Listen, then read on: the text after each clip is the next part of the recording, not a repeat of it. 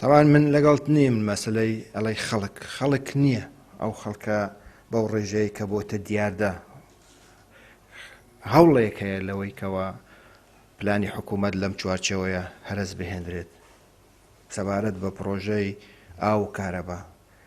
ئێستا نزیکەی 80% هاوبەشەکانی کارەبا پەیوەری زیرەکیان بۆ بەستراوە و ڕێگری لە دزەکردن بە کارەبا ستواندنی مۆلیدا بە فیڕۆدانی کارەبای گرتووە. ئەمە هەنگاوی زۆر باشە پلانی حکوومەت کاری بۆ ئەمەی کردووە.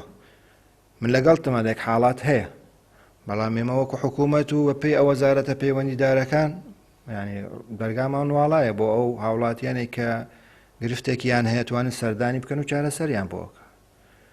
جارەوەی دەبینی کەسێک 6 ساڵە کارەبای کرێی کارەبای نەداوە ئێستا بۆی هاتوتەوە پێی وایە مانگێکە بۆیە ئەم گرفتانە بێ مراجعەی بکەن بۆ دام و دەستگا پەیوەندیدارەکان و بەداخەوە لەو ماوەی ڕابردوو خەڵکانێک یان چەند گروپێک هانی خەڵکیان داوە ئەو پێوەرانە لێ بکەنەوە. بەڕاستی ئەمە کارێکی نایاساییە کارێکە کە ئێمە وەکو حکوومەت بە جددی متابعەی دەکەین و لێپێچینەوە لەگەڵ ئەو کەسانە دەکەین و سزای یاساییان دەدەین کە ئەم جۆرە کارانە کە کاری تێکدەرانن دەگرینە بەر.